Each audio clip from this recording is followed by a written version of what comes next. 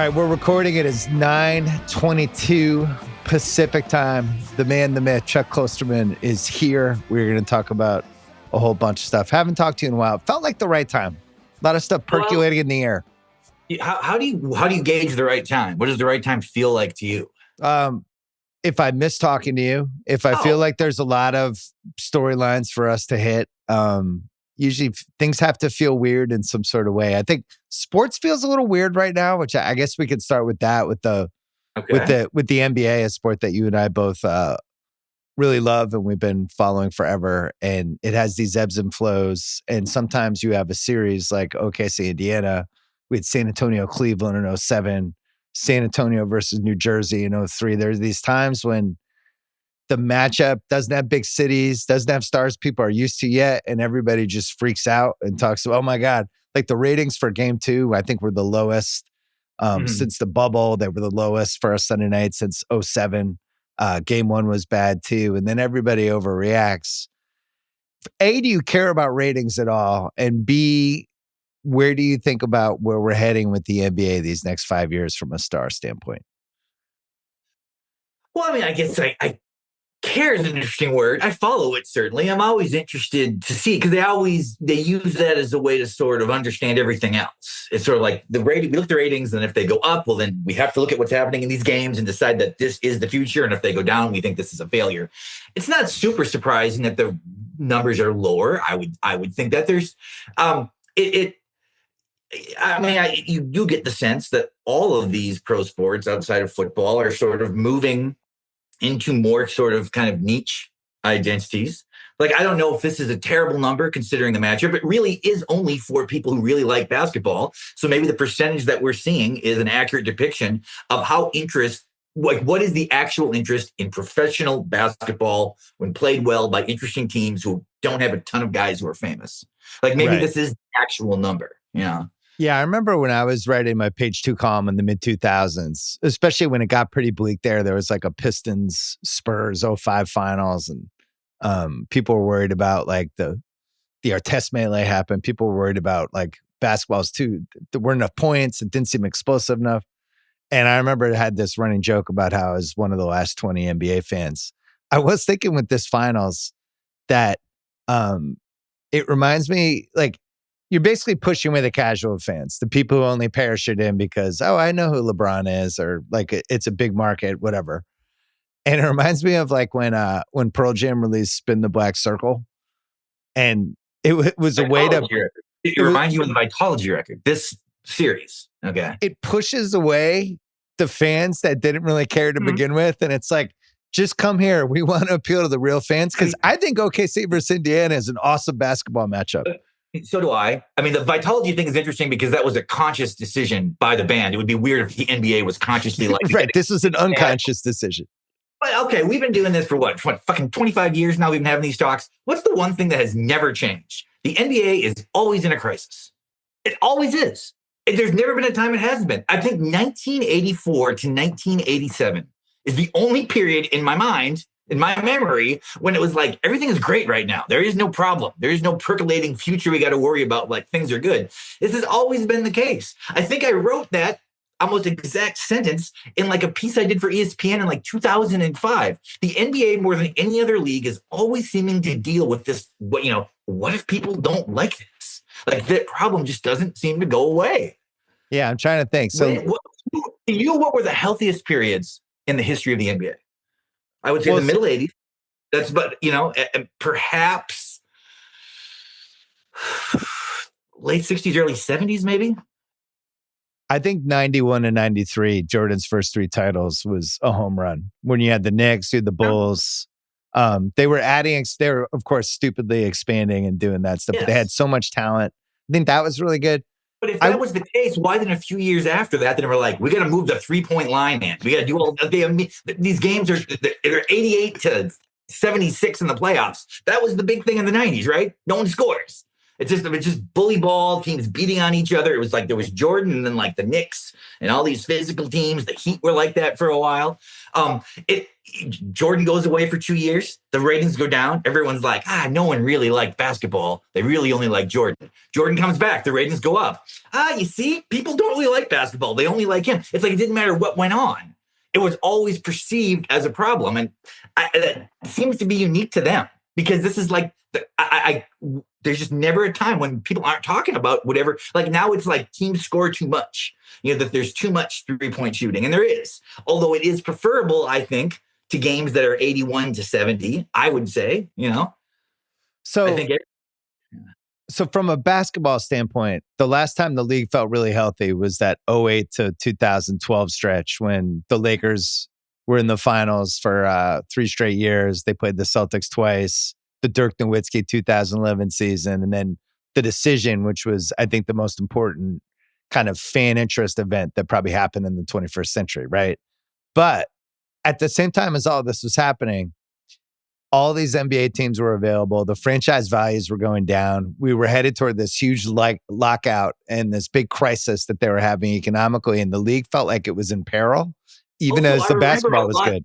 I remember a lot of talk about like there's a dress code now because we don't want. I mean, that was a little prior to 2008. Yeah. But stuff like that is always going on. Like Right. I suppose it's just like, this is something else that we've kind of talked a lot about over the years. It's like, it is fascinating how the NBA sort of sustains this level of popularity, mostly through non-basketball media events. Like it is very rare that the thing that most people are talking about is what's actually happening in these games. And it's always sort of been that way. I'm not sure exactly why it is. It might be the fact that because there's fewer players and we can really see them and we really do get to know their personalities, it pulls away the sense that what they're doing professionally is the most important thing and what's interesting about them matters just as much. I don't know. I feel like sometimes I feel like we do these podcasts and I'm like, did I literally say this 15 years ago? I often feel that way. Yeah, but what's weird about this one is that I would think ultimately having OKC and Indiana develop as signature teams would be an awesome outcome for the NBA. And yet it's not perceived that way at all. Yeah. Well, I mean, you're perceiving it. I mean, there's now this bifurcation. I think I'm in the minority, though. Well, you are in the country. I wouldn't say you are in the media. I feel like there's now kind of 2 channels of basketball discussion. And one has gotten kind of the side you're on is we got to watch every single game. Like I can't talk about this unless I get the NBA ticket and watch every single game. And I need to have opinion, a pretty informed opinion on, the third best guy on the Pelicans or whatever. And then there's the other side, which is sort of like, well, this is entertainment. This is kind of an entertaining league, kind of like what Derek Thompson would describe. It's like, I love the NBA, but I watch no games. There's these 2 sort of silos of how this works now. And what's interesting is both sides of this media equation talk to each other and the conversations don't go well.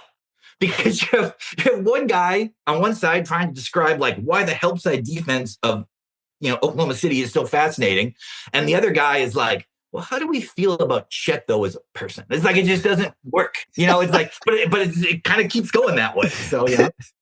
This episode is presented by State Farm. It's no secret that great teams need great teammates. I've been saying this for years. And when it comes to insurance, State Farm is there to help you find the right coverage for your home, car, and more. Whether you need an in-person or a digital assist, they're ready when life hits you with a full court press. Get a game plan that helps fit your life. Talk to State Farm today. State Farm with the assist. Coverage options are selected by the customer. Availability and eligibility vary by state. I think people have struggled with OKC. Rehearsal and I talked about this on Sunday because there's not really storylines yet for them. I think people struggle when there's not that like typical big picture storyline to grab onto, which is like LeBron's doing this podcast with Nash right now. And it seems like every time he does it, something comes out of it that then moves into the cycle of how people talk about sports now.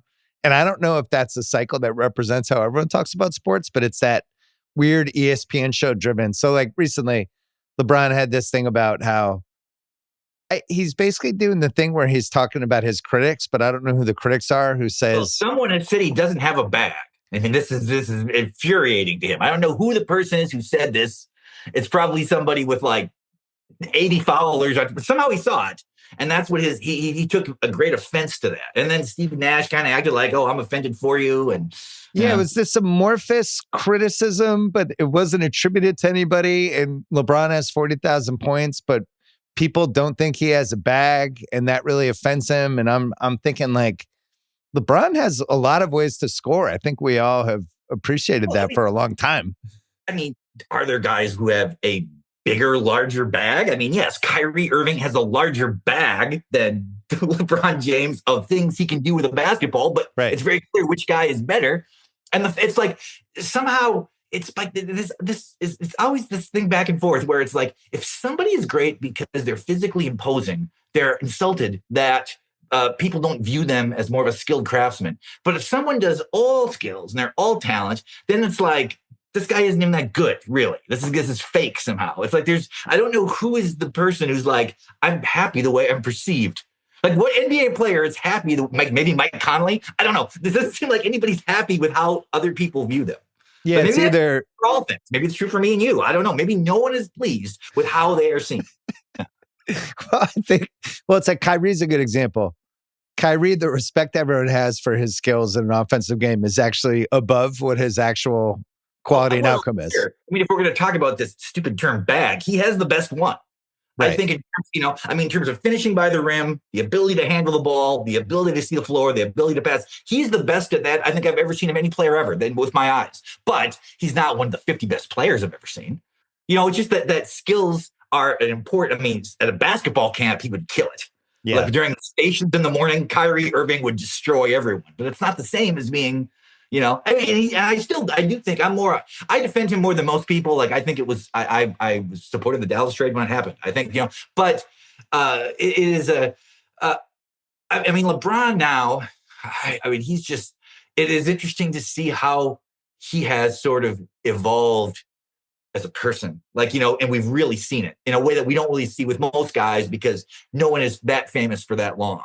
But we've really seen changes in him. Yeah, it's almost with celebrities that have that, but not athletes, where we're with somebody for almost a quarter of a century at this point. It's years ago now, but it's like, remember when LeBron used to constantly chew his nails? Remember that? He chew his nails constantly on the sidelines. And it was like, that's what like a little kid does in a way, and I'm not criticizing for doing it.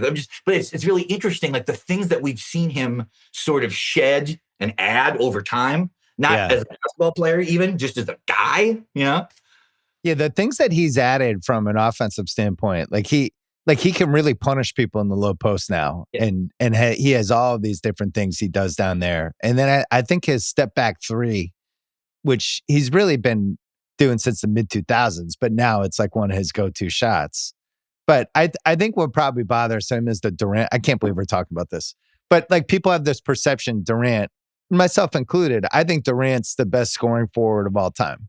LeBron has been the most successful scoring forward of all time. But I think Durant the ease of which he just gets to 35 points, like for this. I think the last time he didn't average 28 points a game was like 2009 or something. But we're talking about degrees, right? LeBron, there's a lot of brute force with him and a lot of like fast break, like just flying down where he's just a better athlete than everybody else. There was a period when he was with the Heat, when the thing that LeBron could do is late in the game, if the team needed a basket, he could just go in the paint and dunk on someone. He didn't do it the whole game. Right. He would only do it 3 times.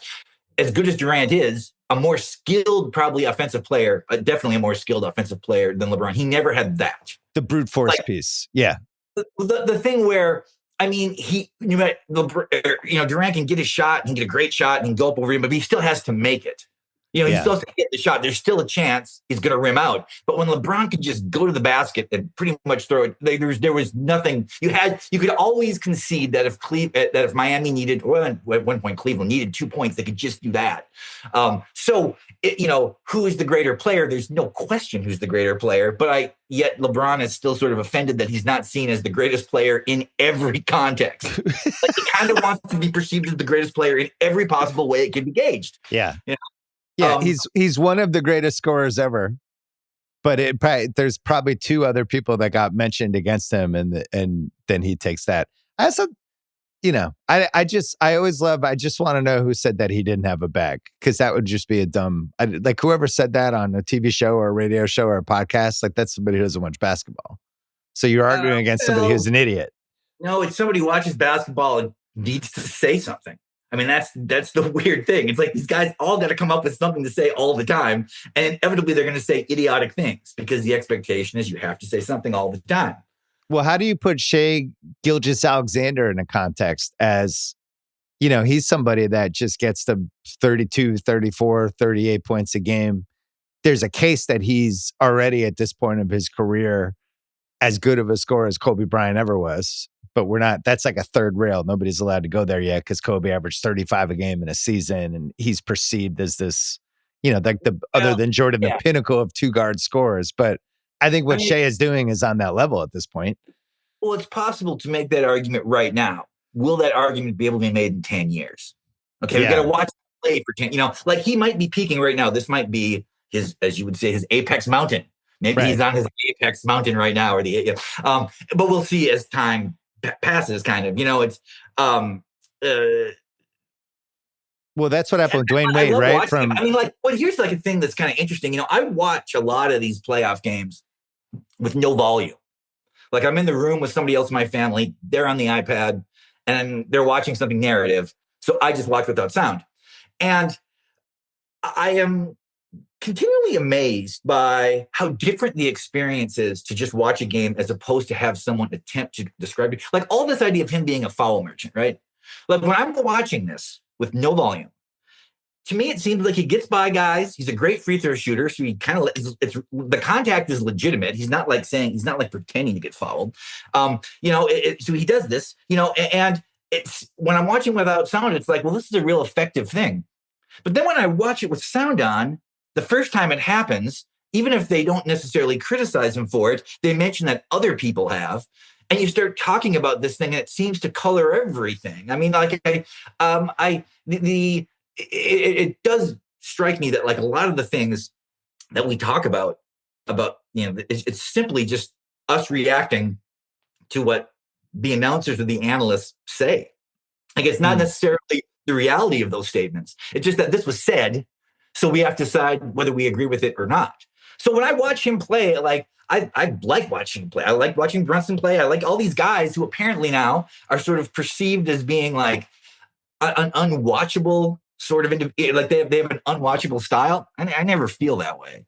I'd rather see a guy, get by a dude, kind of stop, get fouled, try to get an and one, than just guys running in the corner and just shooting threes over and over and over again. That to me is the least interesting thing.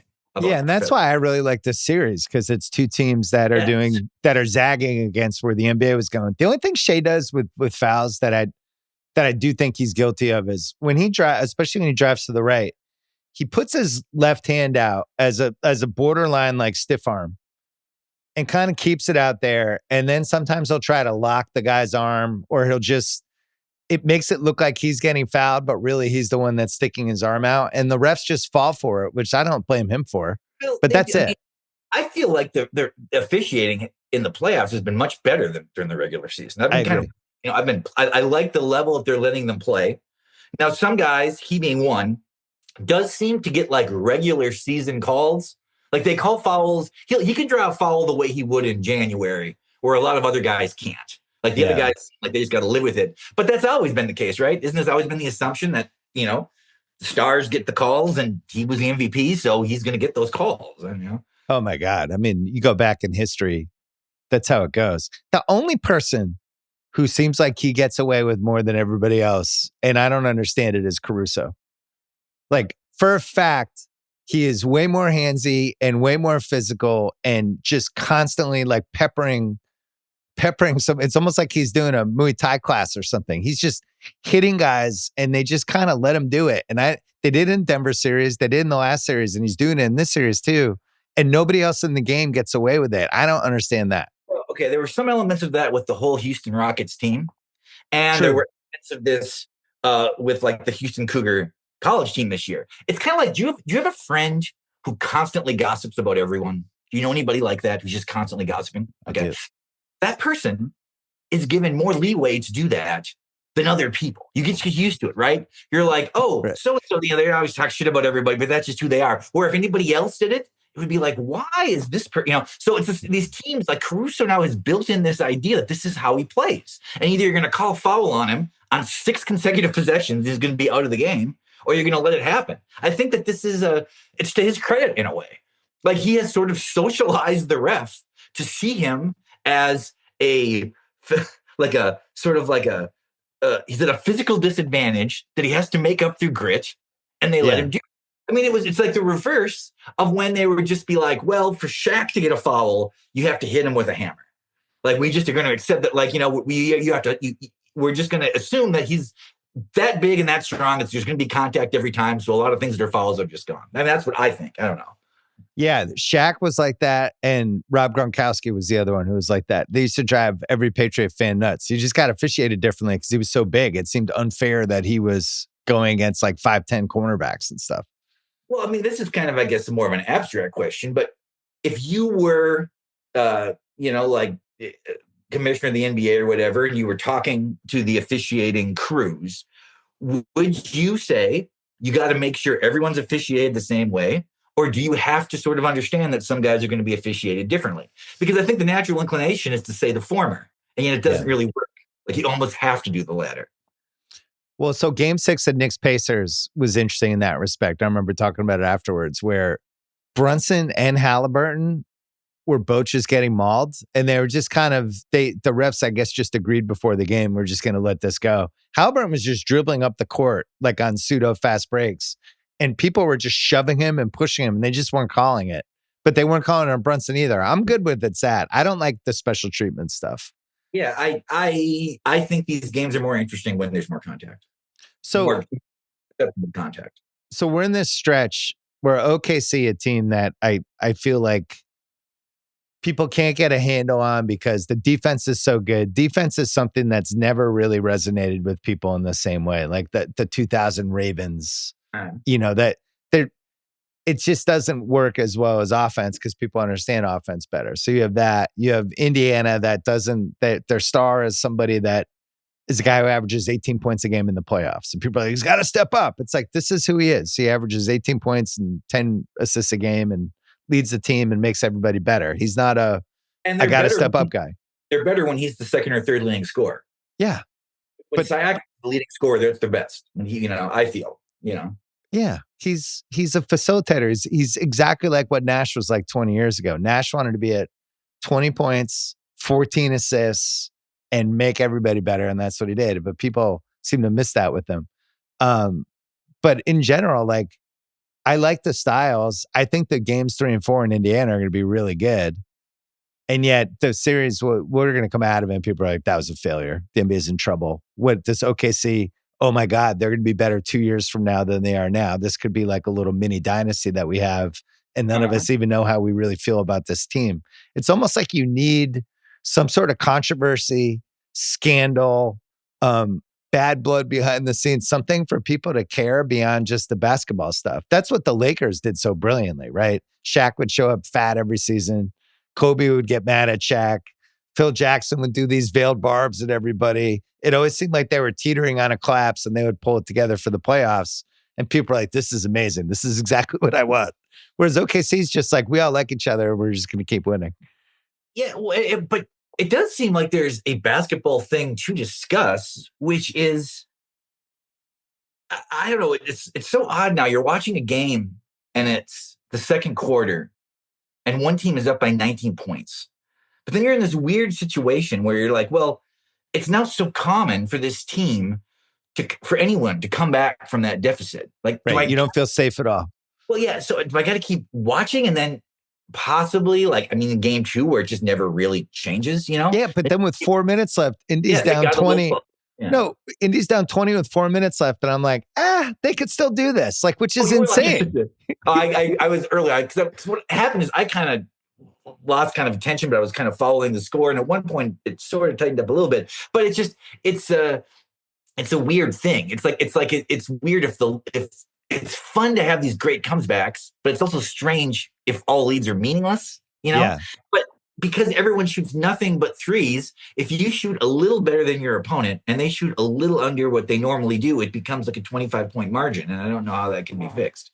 Well, the other thing that changed it, like the Celtics were the guiltiest of all of this, where they have a lead and then they change how they play because they slow it down and they're trying to protect it. And that seems like that screws up a lot of stuff too. It's interesting with this, because I was thinking about Scottie Scheffler too. The US Open is coming this week and he has like the best odds to win a major in a while. I think he's like plus 270 or something because he's been that great. I think he's won 10 majors in the last year and a half. But people think he's boring. And there's no like Scottie Scheffler.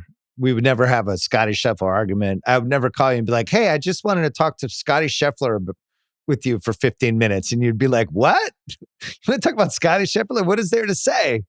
Tim Duncan was like this in the kind of that 2003 to 05 range where it was like, yeah, Tim Duncan's really good. And we just immediately ran out of stuff to say. I wonder if SGA has moved in there. But Scheffler to me is the number one where he's like dominating golf now in a way that we have not seen since Tiger Woods. But people don't find him that interesting. So it's just kind of happening over here. Yeah, they have one with Pete Sampras, I felt, for a while. That's a good one. Where the news just kind of becomes, oh, he won again. And it isn't, no one is excited that it happened. It just kind of seems like almost that was the inevitable outcome. I mean, basketball is the upside that there's more guys, right? So when you were saying that, like Tim Duncan, there were many people to talk about and many things to discuss about. Golf, I suppose, is different, although there's more personalities in golf now than I can remember for a while, but I don't really follow it either. So, yeah, it's almost like when Scottie Scheffler, what happened in that thing when he got arrested for 6 hours? Easily the most exciting thing that's ever happened with him. Otherwise, he's just dusting dudes in these tournaments and people are like, holy shit. We got to take a break and I want to talk about franchise moves. The NBA Finals in full swing and our buddies at FanDuel Sportsbook are here all the way with you. We have an all customer profit boost for every single game in the series. That's right. You heard me. Use your profit boost to bet which team's going to win, who's going to drop 30. You can build a parlay for a shot at an even bigger parlay. Whatever you want to do. If your bets win, you'll win even bigger. And you could do it all again the next day. So like, for instance, if you think Indiana is going to win game 3 of the NBA Finals, I would probably do the over with that because that means the pace is going to be faster. Maybe do Siakam over rebounds, Indiana to win, the over in the game, maybe Halliburton 6 assists. Put it together. Get ready to go. If you don't already have FanDuel, it's not too late to get in on the action. Visit FanDuel.com/BS to join today. That is FanDuel.com/BS to claim your profit boost for each and every game of the NBA Finals. Make every moment more with FanDuel, the official sports betting partner of the NBA. You must be 21 plus and present in select states or 18 plus and present in DC, Kentucky, or Wyoming. Opt-in required. Bonus issued as non-withdrawable profit boost tokens. Restrictions apply, including any token expiration and max wager amount. See terms at sportsbook.fanduel.com. Gambling problem? Call 1-800-GAMBLER. Visit rg-help.com. All right, franchise relocations. I was thinking about this in the context of the Sonics, a topic that I've brought up a million times, that I wrote multiple columns about, that I keep bringing up on this podcast. But I was starting to wonder about them in the context historically of most devastating franchise relocations ever. Because Seattle doesn't just lose professional basketball starting in 2008 going forward. They also lose Durant, Russell Westbrook, who had just been drafted by them, but they're about to leave, Sam Presti, who I would say has probably been the smartest GM of the last 20 years. And then all the stuff that happens all the way through they don't win a title, but then they have this rebirth around, built around the Paul George trade a couple of times. And now they have this like dynasty potentially sitting there. And you're in Seattle going, it was already horrific that we lost our team, that we lost the 1979 champs and this umbilical cord we had to basketball, and people loved that team. But now we have to watch this other team basically become a rocket ship.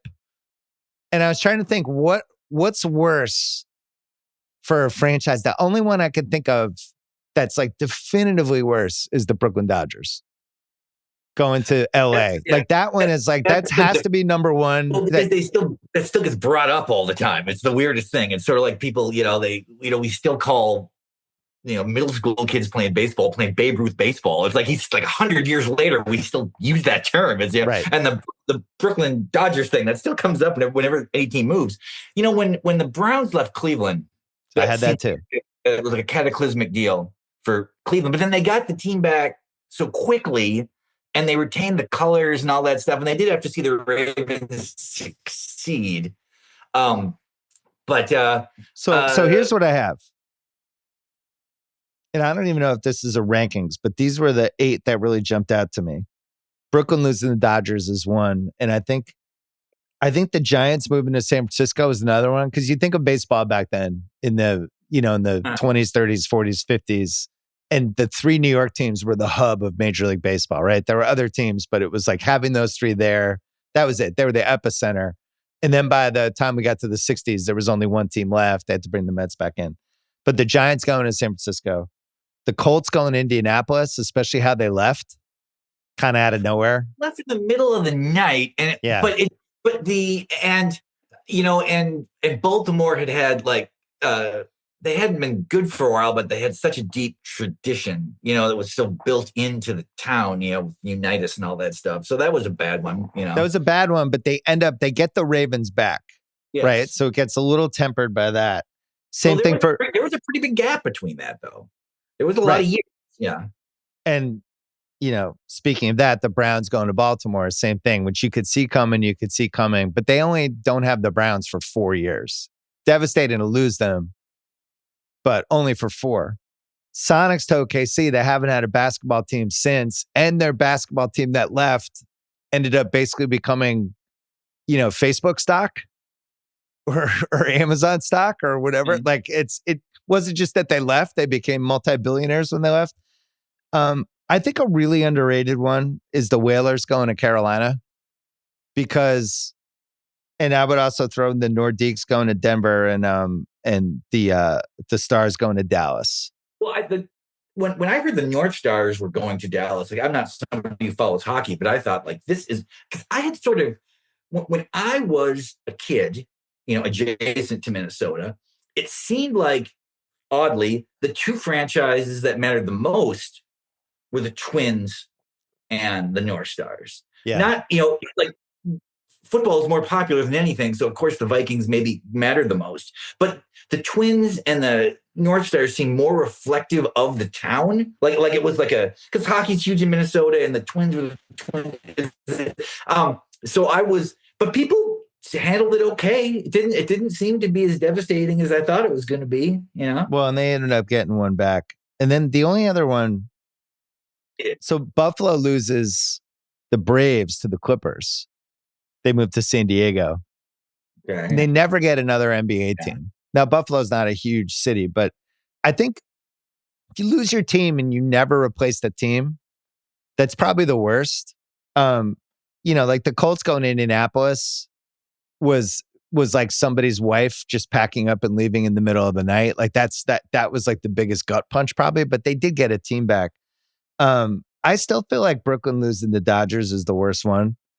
Just because people have talked about that for generations. One that seems to, because in most of these situations, I get the sense that if once we get to a generation who doesn't remember the team being there, then it's not that big of a deal anymore. Like you can't have this memory of this team that was never in town. But the Brooklyn Dodgers are the exception to that.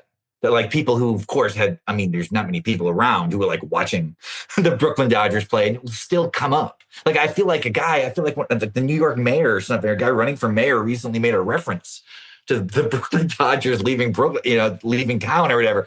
Because part of their DNA was they hated the Yankees, right? The Yankees always beat them. So you couldn't then be like, okay, now I'll switch to the Yankees because that was their art travel. My dad grew up in Brooklyn and was a Dodgers fan as a kid.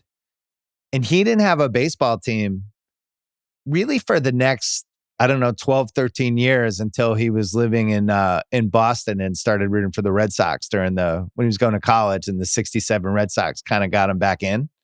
But that was, 12 years later. And he's just like, even the Mets came and they're like, fuck it.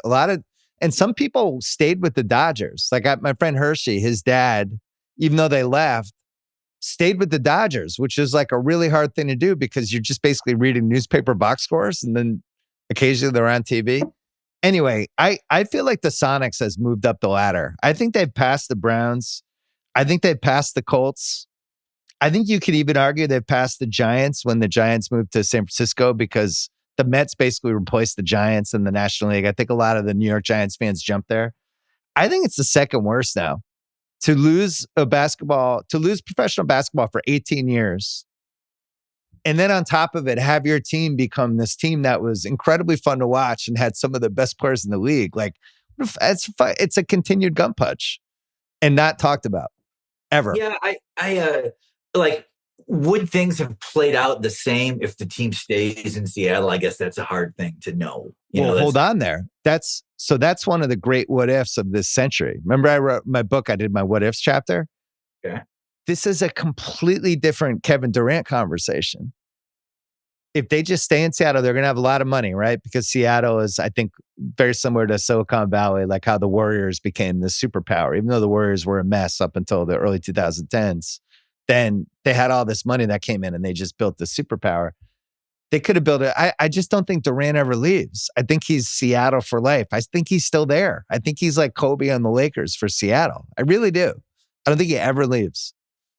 I guess it's possible. That just happens so rarely with anybody. And he does not. He's kind of a wandering spirit or whatever. He became a wandering spirit. He stayed in OKC for 9 years or 8 years, right? Yeah, sure. Yeah. I think he eventually became a wandering spirit, but I don't know. I don't think he leaves because I think unless him and Westbrook grew up, that would have been the only way that blows up, I think. So is Durant a journeyman? And if so, or if not, who's the greatest NBA journeyman of all time? Does he not classify as a journeyman? No, he's too good to be a journeyman. I think he's a nomad. How many franchises has he been with? Let's see, 1, 2, 3, 4 franchises now? About to be 5. Let's do 5. So you could play for 5 teams and not be a journeyman? Who is the greatest journeyman then? But journeyman means you were just bounced around like you were James Posey. But I have a feeling like a lot of guys you're going to bring up are going to have played for less than 5 teams. When we think of, classic journeyman. What about Shaq? Is Shaq a journeyman then? Shaq played for Orlando, the Lakers, Phoenix, Cleveland, and the Celtics. It's weird, I guess. If you have a bunch of franchises right at the end, it makes it seem less journey-ish. It seems like the journey has to be along the way. There also is like a sort of pejorative meaning, like the journeyman all-star. Who have been journeyman all-stars? Moses Malone was played for a lot of different franchises, and he was great in every one. Well, not at the end, but for the early ones, certainly. Moses is a good one. Moses, I think, played for like 6 or 7 teams, if you include the ABA. Yeah, but we would never classify him as a journeyman, I guess. I wouldn't. Journeyman to me means you are a role player. Always. Okay. So I think I would use nomad. Probably Robert Horry. Okay, so he played for how many franchises? Houston, Phoenix, Detroit, San Antonio, the Lakers. Is Danny Ainge a journeyman? Because he played for a lot of franchises and always we was the 4th best or 5th best player in Boston. Then he was the best player in Sacramento for a little bit. Then he helped out the Blazers when he was there. Portland. Yeah. That's 4 teams. That's a good one. Robert Horry is probably the best version of it, I would say. Because he had a thing about, he was on, all these guys go on podcasts now. He did a thing about how he should be in the Hall of Fame. And I was like, I agree with him. I think he's one of the best. He's probably the best big spot role player in the history of the league, other than maybe a couple guys who were on the 50s, 60s Celtics. When I did my pyramid for my book, I had him in the pyramid. There's been no career like him. So really, I think I agree. He actually. If I heard he was going in, if you look at, say, his career and Mitch Richmond's career, like who had a better career? And Richmond's in the Hall of Fame, and he's not. Well, that was not to criticize Mitch Richmond. He's kind of an easy example, but he was. I'm not saying he wasn't a great player, but he doesn't seem like a Hall of Fame player to me. Yeah, one of the things I had when I did that thing in my pyramid was about if you ask somebody, remember the Robert Horry game, they would say, which one? That's when you know you've had a good career. Like, oh yeah, the Robert Horry game. It's like, you mean the one in 2002? Or you're talking about the one in the 05 finals? Like you'd have to, when he knocked over Steve Nash, like which one would you do? But yeah, I think Durant, I think that's an unbelievable what if. I think we could be talking about him completely differently. He could have like 4 titles. He would be like indisputed one of the best 6 or 7 guys. So you think if he stays with that franchise, they win 4 titles? I don't know. Why would that be? Yeah. I mean, maybe, but why? Why would that, why would that have happened? If he's won now 2 titles when he went to the Warriors, but why would, if he stays at the original? Because I think you could make an argument they would have spent more money the first 8-9 years he was in OKC because they would have had more money because they were in a bigger market. And like, you don't have to trade Harden right before he's due for some extension because you're not worried about it because whatever, you pay the luxury tax. Are they in a position to draft Westbrook? Are they in a position? They had Westbrook already. They had Durant, Westbrook. They had all this stuff. Westbrook was drafted by Seattle and then they moved. Okay, yeah. So his first year was in Oklahoma City. Okay, well, yeah. But I can't really say like that never would have happened, but I don't know why necessarily him staying in Seattle would have won them 4 championships. I think maybe they'd have won 1 championship, maybe. If you could argue they were super close from 2011 on, and if they had operated like, say, the Warriors and made some big money plays with like a bigger cap, maybe that would have been the difference. I mean, that's a lot. You're asking a lot now. They got to totally operate their franchise differently. But then if he doesn't go to Golden State, those are 2 available. Potentially. I'm just saying it's a thought experiment. Yeah, I think could he have won up to 4 titles? Yeah. Possible. I don't know. What was the thing about the move that, like, just in sort of the general sense, is that Seattle was a city that I thought was one of the rare towns where basketball was the most important sport. It felt like. I agree. There are some cities where baseball is the most important sport, a whole bunch where football is. But I felt like Seattle was one where it was basketball. So it is a bummer that they don't have an NBA team. I mean, it seems like there should be an NBA team because, and it's weird that Portland has one and Seattle doesn't. It's just strange. Yeah. Well, they're going to have one soon.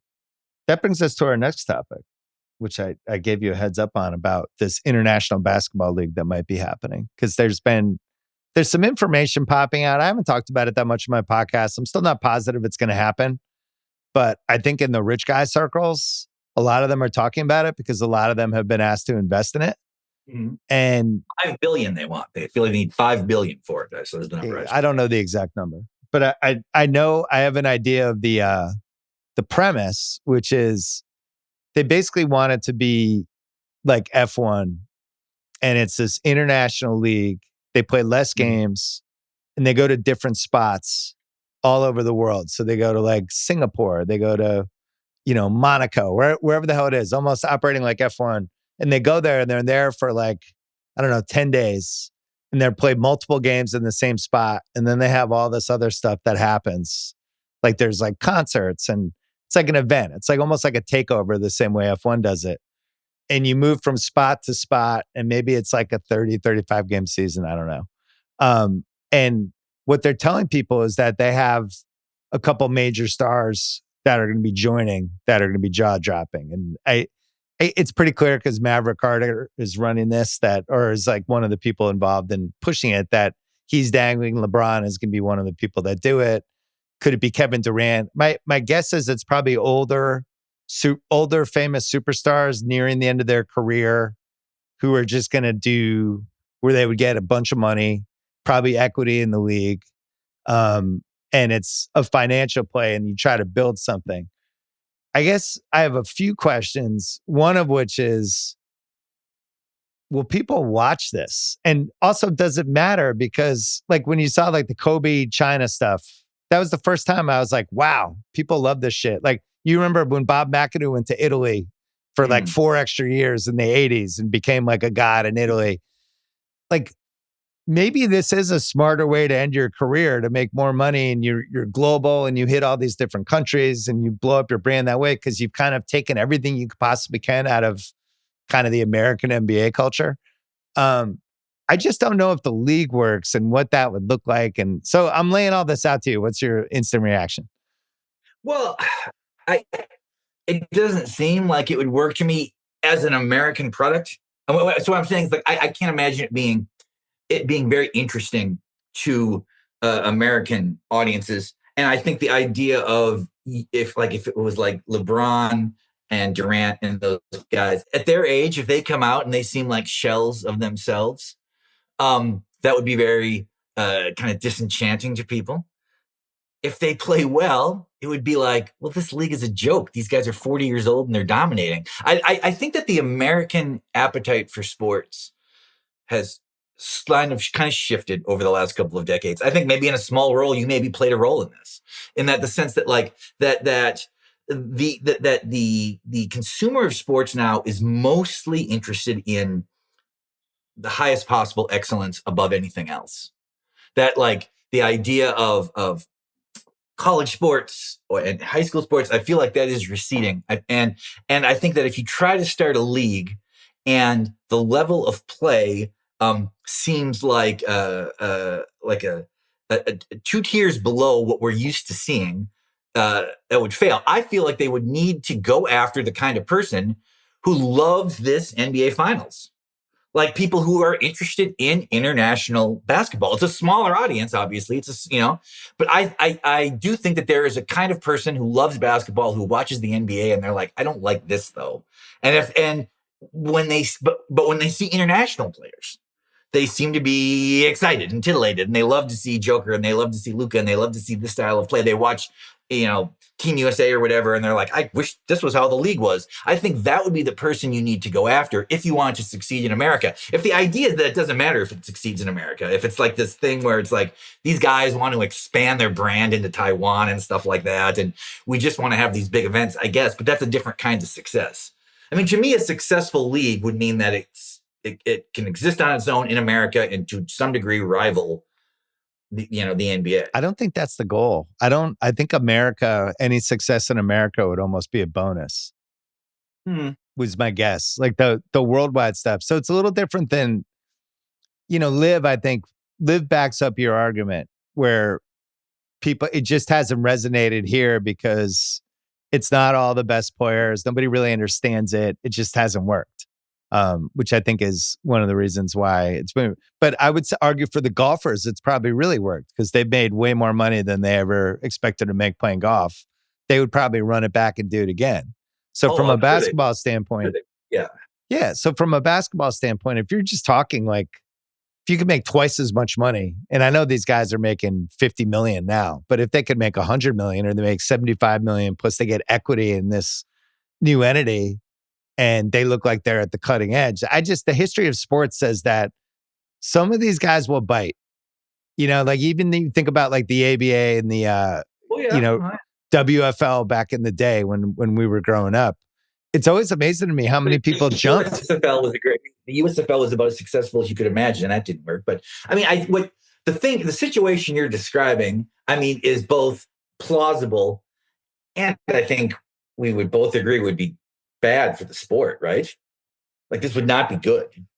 I think it'd be bad for the NBA to not have guys kind of aging gracefully. I think the sport that now I think there might be a woman's component to this too, this idea.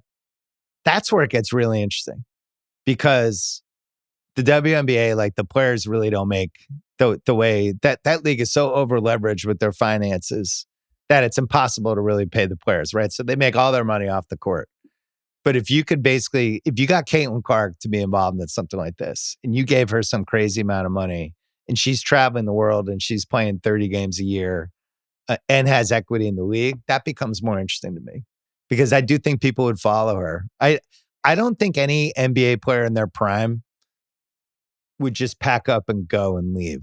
I can't see maybe I should be careful because maybe one of these people would do it. But I can't imagine like Giannis being like, okay, I'm good. I won one title. Now I'm going to just go grab some cash. It really does seem like an end of the career thing as an idea.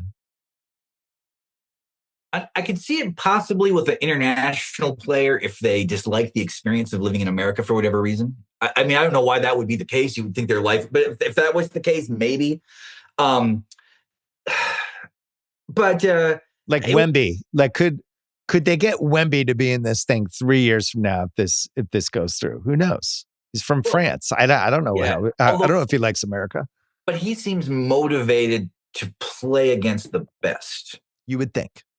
Well, that's what he expresses, right? I mean, we can go by what sometimes these guys lie, but if he's like the fact that he's putting the effort in to express that, whereas I don't always hear that from guys. Well, is it possible that a young player could do that? I think so. I think that would be the possibility because these guys have such long careers now, right?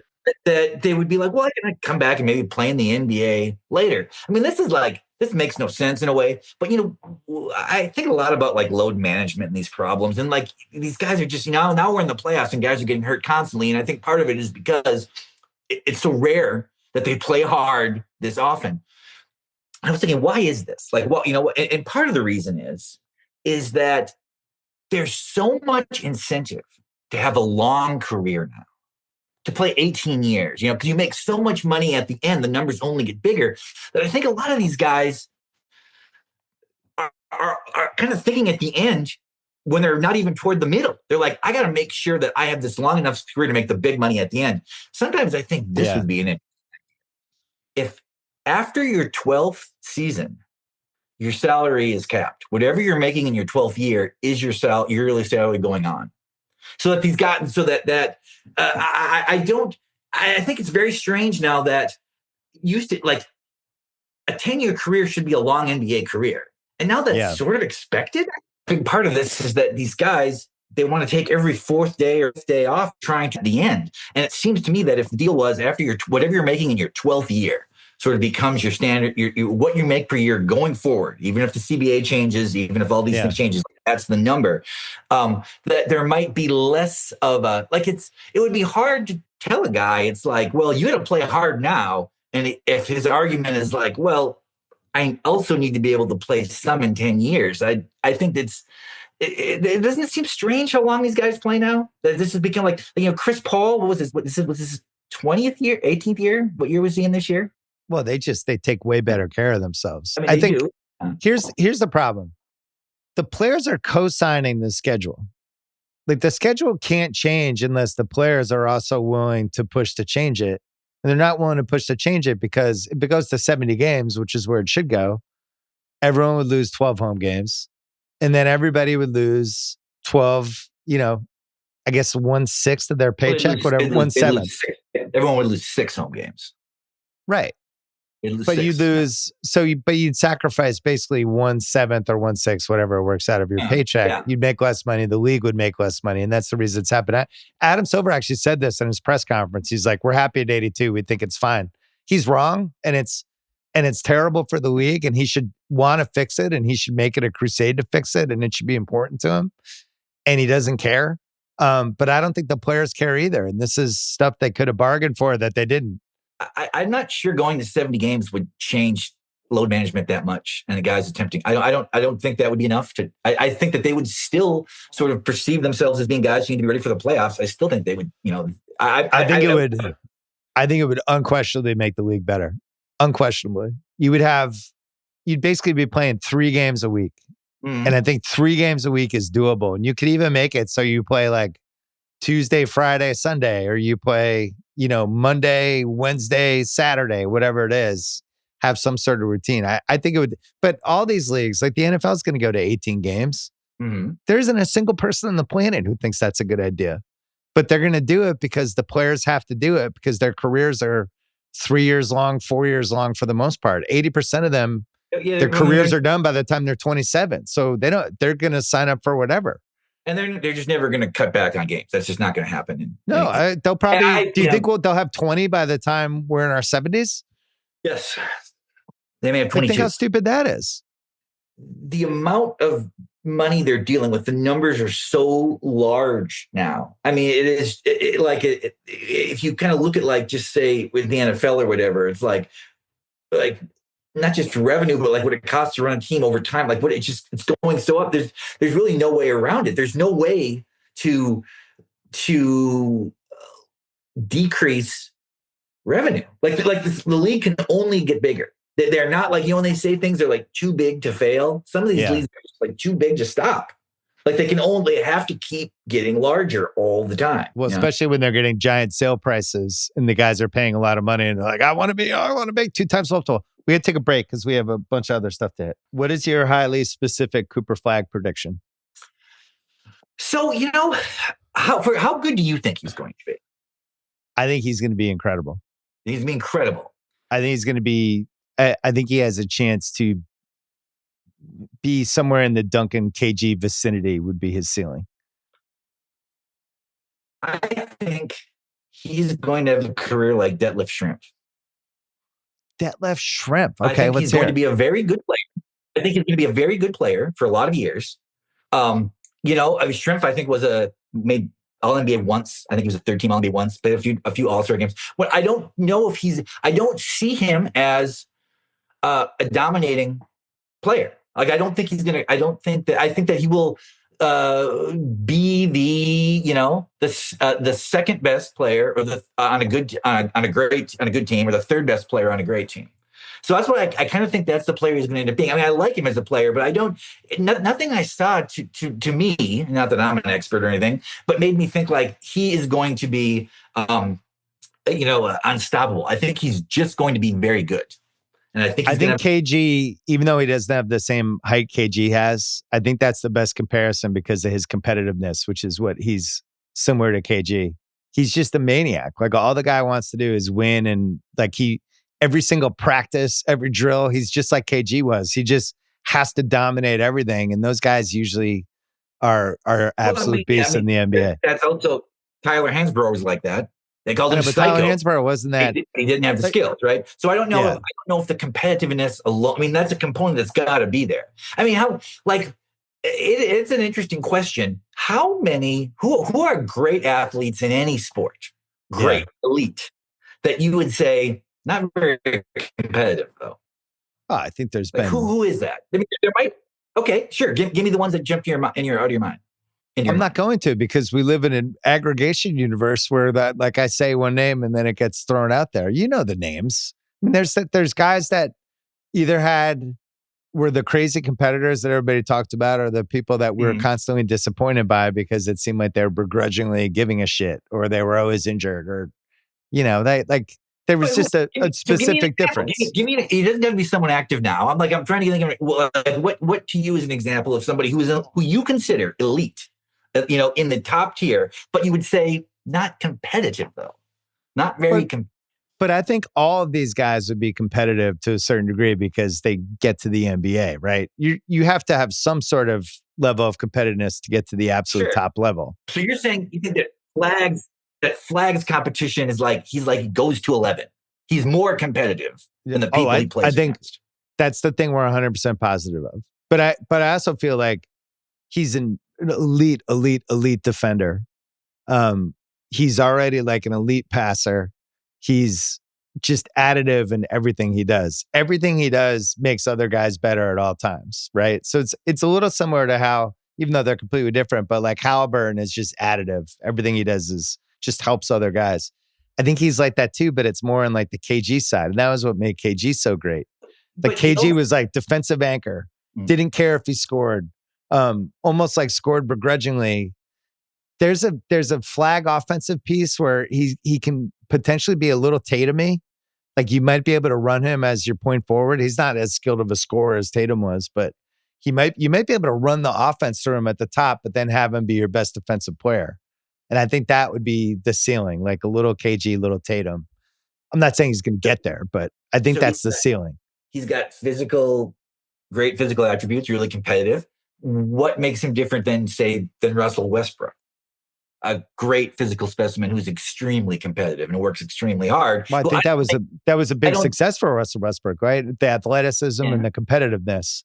I think what's different with Flagg is how elite do you classify Westbrook? You like to say which, like, when you're ranking guys, where would you rank him of players of the 21st century? Where do you rank him? I mean, he's probably one of the best 50 players ever. Okay. Right? But if you were the top 50, okay, I'm just curious. Yeah, it seems like you mostly 50, 60. I feel like you talk bad about him much more than you talk positively about him. That you see his flaws as more defining of him than his positive attributes. Well, I think the issue with Westbrook, if you're going to look at him and you're comparing him against the greatest players of all time, the guys I had the issue with, there's like the situation has to be perfect for them. And there's like a lack of malleability. It's like, when he put up his biggest stats in OKC, it was like he had the ball all the time. He did everything. And that was great for him. It wasn't necessarily awesome for the team. You just had a limited ceiling with that. And I always thought there was a push and pull with Durant in some ways. I always like the guys that I feel like can fit into any basketball situation. Kobe was the most interesting out of all of these guys because Kobe always wanted the situation to be the best for him. But a lot of times that was the right situation for the team, And that's he was because he was so talented. Most talented player on the floor almost at all times. I mean, even though he was with Shaq, of course, he's got, Shaq matters more for physical reasons, but like he's still the most skilled player. Kobe. Shaq's a really good example for this question you're asking me. Oh, I was wondering if you were going to mention it. Yes. Was he not competitive enough to you? So Shaq's one of the 15 best players ever. I thought he was awesome. If Shaq was wired like KG was, I'm not sure what happens to the NBA for that entire time. Now, he probably doesn't play as long. But if he was just like, I want to destroy everybody every game and this is all I care about, I do think that was another level he could have gone to. I remember writing that Shaq was like the guy who went to college and graduated with a 3.7 and had a great time, but probably could have gotten a 4.0 if he really wanted to. KG was the guy who graduated with the 4.0. KG maximized every single ounce of whatever his career could have been. And I think Cooper Flagg's going to be like that. And I think Duncan was like that too, by the way. Same thing. Like Duncan was basically playing on a bum leg for the second half of his career, but Duncan was another one. He was just steady. He was always there. He was completely additive. He made everybody better. He was an awesome teammate. He didn't care about his points. Like Flagg's not going to care what his box score is. That became understood over time, though. I think the initial thing with Duncan, just because of his demeanor, was, is he engaged enough? Is he interested enough? Like just from the way he looked. And then, yes, too passive, and then that completely switched and no one thinks that now, Well, the Duncan part is definitely a people forget because as the years pass, some guys live on in different ways and other guys we just don't talk about as much. But like Duncan annihilated the 99 finals. He was clearly the best guy in the playoffs that year, 2003. He had some really good battles with the Lakers. I think so. We disagree. I think Flagg's going to be better than you. What did you think about the rehearsal? I think he's going to be good, but I don't. Yeah, I don't think he's going to be. I don't know if he will ever. I'm predicting right now he will never win an MVP award. He will never win. He will never be named league MVP. I think I would take the bet. Okay. There was something on sports related I wanted to ask you about, though, which is kind of a weird thing, but I'm just curious. We're not talking about the rehearsal? Well, we can talk about that. Sure. Well, you like the rehearsal? Yeah, you wanted to talk about it. I was all excited to talk about the rehearsal. Yes. Yeah. Okay. Let's do it. Yeah. Why did you like it? Well, the whole thing with Nathan Fielder has always been like, what part of this is real and what part of this is fake? Like, if there's like more than anybody else, he kind of pushes this boundary between what we're actually seeing and what is orchestrated. And I would not have thought he could have leveled that up. But this last season of the rehearsal, I've never seen something where I am so unclear about what parts are real and what parts are fake. I have no sense of it. It could be 98% real. It could be 4% real. And, so he's really funny. He finds ways to be funny in situations that you wouldn't normally see that. But there's also like an appreciation for the execution of what he's doing. It seems like he's working differently than everybody else who does this, and a lot differently. Not like he's taken something other people done and sort of, twisted it or morphed it. Like he's doing something that I don't even know what the analogy is. The thing about the rehearsal that's so interesting, maybe you've experienced this. Have you ever tried to describe it to someone who's never heard of it? You will sound like a fucking crazy person. Like trying to describe what you're watching to somebody who doesn't know what it is, it just sounds, you hear yourself saying things that make it seem like you're on LSD. Yeah.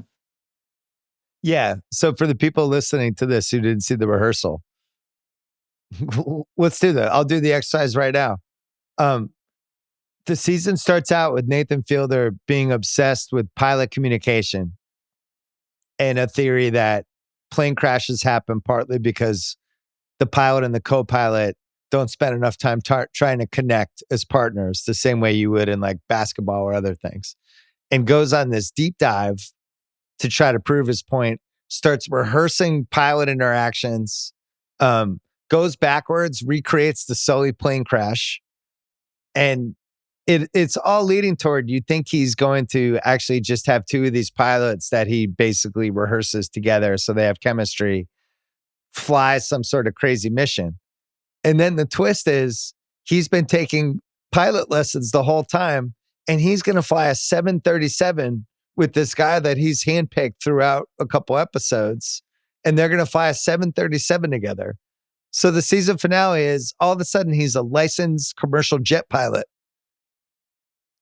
Did I describe that correctly? I mean, yes, everything you said is true, but even like, I don't even think that goes far enough. First of all, what I always tell people if they've never seen this is I do feel you need to watch the first 2 episodes of the first season. You don't necessarily have to watch the whole season, but you definitely need to watch the first 2 episodes because he is basing everything off the premise that everything in life would be easier if you could rehearse every day-to-day moment of your life through the highest possible simulation. Which is like, and when you say that to someone, they're like, well, what does that mean? I'd be like, well, are you going to have lunch today at a diner? Would it be easier if we built a diner that you could then go into and talk to an actor who will pretend to be the waiter? Like, it's like, well, how does that make sense? Well, in some strange way, it does, because it's sort of, he's tapping into this idea of what parts of life are real and what parts of life are unreal. And, like when you get into an argument with anybody about anything, what's, big picture stuff, what will they often say? Oh, that thing you're describing or the thing you're promoting, that thing you believe in, that's just a construct, right? They'll be like, that's a construct. That's not real. And what his sort of theory of entertainment is that it's almost all a construct. Everything that we do is a construct, and the fact that it's constructed doesn't make it less authentic. So then he's a comedian who decides, is it possible that a comedian could have real change in the world in a good way, despite the fact that people can't take him seriously because he's always joking? That's how the season begins. Then the season moves into this idea that he's obsessed with plane crashes, seemingly for real, particularly black box recordings, and has come to the conclusion that the real issue is that pilots and co-pilots do not have enough interpersonal interaction. Maybe it would be better if we made them do a play before every flight where they discuss their freedom of knowledge and their willingness to hear other things. And he's flying a 737 for real, filled with actors, which he couldn't do if they were just people. But because he's paying them as actors, he can fly these people in the same way it's illegal to pay someone to have sex with you unless you film it and it becomes pornography. I feel like that idea is brought into it. There's also the aspect in this show at the very end where he's kind of like, I got to go back into this. There's also a point in this show where he deals with the possibility, the accusation that he has autism, and his belief that he does not, and that in fact his autistic qualities are, I forgot that part, are human nature, that everyone thinks about this just like him. And then at the end, when he flies the plane, he's like, well, okay, so if you're autistic, they wouldn't let you fly this plane.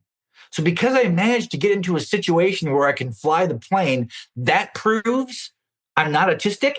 I really think, and maybe this has been written about in 1,000 places, I think this season was like an homage to Catch-22. The book Catch-22, are you familiar with that? Yeah. Because it's sort of like in Catch-22, the whole idea is that there are these fighter pilots. And the belief is that you can only be a fighter pilot if you're kind of insane. So to prove that you can't be a fighter pilot, you can't do it by becoming crazy because that validates your ability. It's like where the phrase Catch-22 comes from, right? And I think that was tied into this. That because like if you listen to the end of that last episode, he's basically saying the fact that he flew this plane full of actors when he wasn't qualified is proof that he was qualified, and that's a real complicated idea when you really think about it.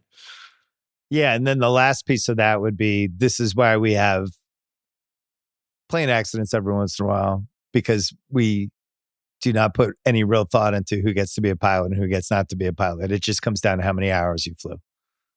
Well, and also it was amazing to realize you can become a 737 pilot without actually flying the plane. You can just put the hours in and you could somehow get there. And you have to take a test and be like, no, I'm not autistic, and all the other things that he points out. But the other thing that's like, so he becomes a real pilot, right? And we see all this footage of him learning this. So when did he start this? Did he start this before? Yeah, he started. He made the first rehearsal. Like, how many years has he been doing this? Apparently, at least 2. Where he started taking lessons and stuff, because that was in some of the writing about the series after it finished, where they were talking about it. Apparently there was a Reddit thing where people realized that he was taking pilot lessons, and there was this theory that the last episode was going to be him flying because they had seen because you can track all this stuff. So I think it had been like 2 years. There's also an interesting aspect that he does something that you don't normally see on television shows. He starts talking about problems he had making a different TV show, The Curse, for a different network. Right. And how it was removed from streaming services because it was seen as being, anti-Semitic. It was an episode they removed because it was anti-Semitic, allegedly. So then but it was considered anti-Semitic because it was just like, I guess, it seems to be opposite. So then he simulates him going to talk to a guy in Germany, which he imagines to be in the, and then the guy who's simulating the German then says, like, this is how it is. Like, there are things that happen in every one of these episodes that I'm always like, there's no comparison to this in anything I've seen before. And I don't know how I feel about it. He does seem to be a rare thing, which is a completely amoral Canadian. Like he seems to have, he doesn't seem to have and I guess in some ways, I guess I sort of relate to this. He'll be talking about ideas, and you can sense that the question around that idea is, should you even be doing this? Like, should you be having, another aspect of this show, he creates a false singing competition, like The Voice or whatever, except the people judging the singers are all airline pilots, because he needs to teach the airline pilots how to give constructive criticism. Like, they did all these weird things. It's like, so he's manipulating most of the people involved in this are kind of, I think, being willfully manipulated. Like, they gotta know something is going on and they want to be involved anyways. There's just, I seem like I'm just like maybe being too rhapsodic about this, but I really do think, like, if somebody said to me, it's like, boy, I want to see something that's really good and really interesting and not what I've seen before. Like, this is it. Like, I'm trying to think of what TV show prior to this, and when he did The Curse, that was a narrative show that also did things I had not really seen in television before. I mean, his level of innovation and true creativity is just kind of off the scale. And, it's like, there's a lot of people who know the form of creativity. They do creative things because they know what people will anticipate and will see as creative. He is not like that. Like, the things he is doing for the first time. Well, it makes me think of how people, and I was a kid, I remember Andy Kaufman, some of the stuff he would do and how people would talk about it. And it got to the point when he died, people were convinced that he faked his own death. And that was like his big grand thing. So I'm sure Nathan's been influenced by him a little bit, just how people perceived him. But the way he took this last season, I thought the first season of The Rehearsal was amazing. And it was just like, I've never seen anything like this. This last season went a whole other level beyond that. The first season clearly did get fucked up by the pandemic. I feel like that they had to do, like there were some things that would have happened in that season that just became impossible. Because I feel like it was shot during the heart of that. Like when it was really hard to do anything. The Andy Kaufman thing, yes, I'm sure in a way, but what's, I happen to just watch I've seen a bunch of Andy Kaufman documentaries. There's one I saw just recently on Canopy or whatever. And the thing that about him though, that was like, there was a degree, in my opinion, of real kind of self-indulgence to what Andy Kaufman was doing, in the sense that it really wasn't for anyone but himself, which as an artist, I all people do, but I'm not even saying this is a huge criticism. There was something where it was like the only person who could be amused by this is himself or someone watching it years later and realizing that like, this is crazy that this happened. With Nathan Fielder, it is a little different because I find his motives and his intentions more confusing. Like I can't necessarily say he's doing this just sort of to please himself. I do think there's a possibility that he actually does think that he can stop airline crashes. And he was like, but the only way I can do this is by using my platform as a comedian. So I have to first convince people that, that a comedian should be taken. I don't even know. I don't even know how to describe it.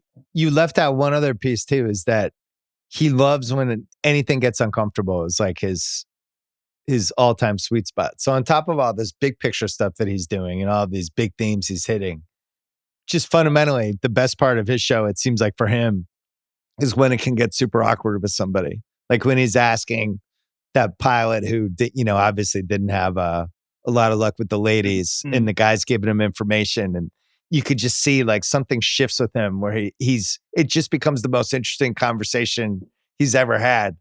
It's like what you're saying is true, because it's like this. It's like a guy who's blind has an advantage in darkness, right?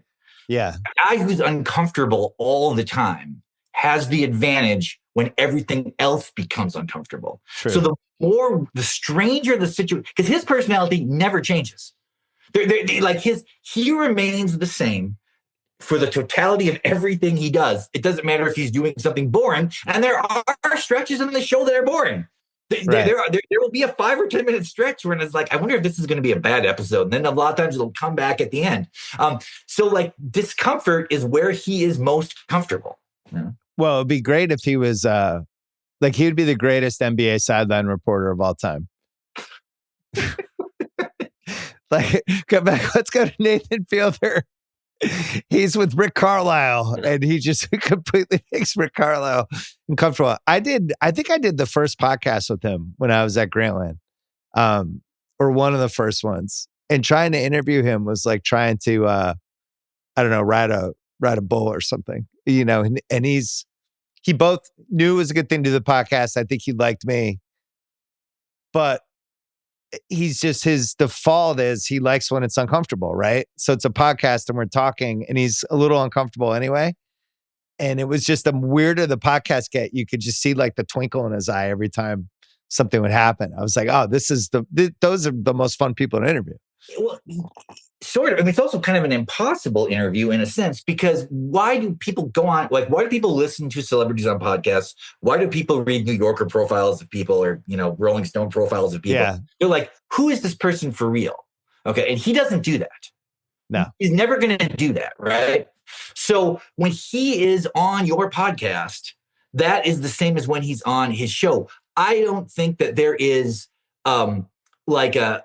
I can't imagine a scenario. Like, I think if I interviewed him, I think it would be a disaster, because my whole thing is always, whenever I interviewed people, is like, well, I want to try to get something from this person that will kind of show sort of a reality about them that you can't get through their art. that this is who they actually are, and this informs everything that they do. And I have no idea how I would do that with him. I have no idea what I would ask him or talk to him to convince him that what I'm trying to find out is what is behind the thing he's ostensibly doing, because what's behind the things he's ostensibly doing is ostensibly the same. I did a thing, those For Your Consideration, where they show the episode to a bunch of Emmy people. Like they'll rent out a theater and they show it and then they interview the person after. Okay. So I did that with him a couple years ago I think it was the first season of the Rehearsal. We showed the episode and all these people there, and he's just not going to do that typically, right? So his whole thing was to make it uncomfortable. We brought the guy out who was one of the stars from the first season, and that guy came out, and it was he just wanted it to be as awkward as possible, and it was like perfect. It was exactly what you would have thought would have happened. I just think that's how he's wired. I thought, Nathan, for you, the Comedy Central show he did, I thought he really started to figure that show out, especially the last season. And took a lot of those kind of breadcrumbs from that show and just moved them into this. Now it's like, I don't even know what I want him to do for the next season. I got to imagine HBO is thrilled. It's like the perfect HBO show. It's so fucking weird. It's so great. It's like such genius. You know what? We should interview the guy who greenlit this and ask him, what the fuck did he tell you in your office to do this? Right. I mean, I'm serious, because like the budget for this is insane. Like when there's in this season when he goes out and has to buy a 737, and he's actually looking for like a bargain 737 and going to these actual places. Like I can't imagine how this. If I can't describe it to someone who I'm trying to convince to watch it, how do you describe it to someone to pay for it? I just have no idea. What would be your number one draft pick for the next Rehearsal season for him to dive into? Well, I mean, this is a real lame answer, but like, I want him to just do what he does. I want him to just follow what he's doing. Like, because there's no way I could have predicted this. Like, there's no way I could have advised him to do this. I think that what he is after something. He is after some idea. I mean, maybe I'm giving him too much credit. I don't know. I don't think you are. I feel like he is after something that, I mean, in some ways might spend my whole life. This question is like, what is real? Like, what parts of existence are real? I mean, you wrote a whole book about this once. Well, they're all about that. They're all about that in a way. And there's something else I want to ask you about, though, that's not related to this, but I feel like you'll have an interesting response. Okay. So it was hot. It's 90 degrees here in Portland. So it's Portland. So they let school out. Okay, we can't have school. It's 9 degrees. So afternoon, we got something, got nothing to do. My kid's home or whatever. So we watched Cool Hand Luke, which I've watched probably 10 times in my life, or 15 times in my life. One of my favorite movies, Okay, so that movie's made in 1967. And I've also been a couple songs that I've been listening to a lot lately is the song Jailbreak by Ace Jailbreak, which is 76 or 77. Escape from Alcatraz, I think it was like 1979-ish to maybe 1980 or whatever. Okay. So there was this period of time when there was a lot of art about the idea of breaking out of jail, right? And there are still people who break out of jail. There was like guys who broke out of jail recently in New Orleans, and one guy immediately makes a TikTok of himself out of jail or whatever. I was reading about this guy in Arkansas, a former cop who broke out of jail. He got caught like a day and a half later. And what I was thinking about is, so prior to the internet and prior to like network computing, if you broke out of jail, could you just never get caught and go into society? And is that completely impossible now? If someone broke out of jail now, could they ever in any way sort of become just like a citizen? Because, in the past, if you got out of jail in Georgia and you got to Kansas or whatever, well, how would they, unless you were like just a murderer that the entire country was looking for, if you were just like somebody who was arrested for cutting the heads off of, meters or whatever, it's like there would be how would they even know you're there? How would they you used to be able to get an apartment. You didn't even need ID. I think on my first apartment I got in 1994, I don't think I showed them my ID. I think I just wrote my number down. What do you do now if you escaped from prison? What would you do? Incredible questions. And I followed the New Orleans thing very closely. It was my kind of story. Yeah. There was even I'm not surprised. there was betting odds about which guy, just based on the mugshots, which guy was going to make it the longest. And I think the consensus when people looked at the pictures, that guy actually did make it the longest. But so I think the heyday for this would have been the 70s. I think when Bundy broke out of the Colorado jail and was somehow able to make it cross country, that was the heyday for a lot of bad behavior. Because we didn't have any cameras. You could just kind of move around and nobody could ever find you. I think the cameras would make it really hard now. And facial It just feels like there's cameras every year, Yeah. facial recognition cameras. Like the moment, like those New Orleans guys, they move out of there and you're either going, yeah, I guess the goal would be to go to Mexico. Right? think, You want to get out of America, right? I mean, yeah, it would be hard to get into Canada now would be pretty hard. But even if you, I mean, so if you just escape, you go to a different city, but your name is in the FBI database. You are an escaped prisoner. Your mugshot can be called up anywhere. If you get pulled over by a state trooper, I mean, it's very possible that he could. So what? So you can't get pulled over anywhere. You're basically better off. I mean, do you want like the terrible answer? What's the terrible answer? You're probably better off finding somebody's house that has a super old person living by themselves and probably have to commit another crime, take over that house, and you have about 2 weeks there to get to really plan out whatever your situation. I keep talking about this. Assuming the person you eliminate has no kids. I mean, I guess if it's Gene Hackman, you're in good shape because his kids don't talk. But if it's if someone had taken over, my parents are dead now, but if someone had taken over my mom's house, that would have been deduced very quickly. That so maybe you have 3-4 days, right? Before people are like, I called dad and nobody answered. And now I'm starting to get worried. It's been 4 days. So maybe you have 4 days. Let's say it works. Let's say you find the old person and my point is, I don't think you can be in the streets for the week. I think you have to find some sort of a roof where you can kind of plan what your next thing is. You probably need a car. Maybe you need to switch the license plates. And I think you want to go toward a place that doesn't have a lot of people.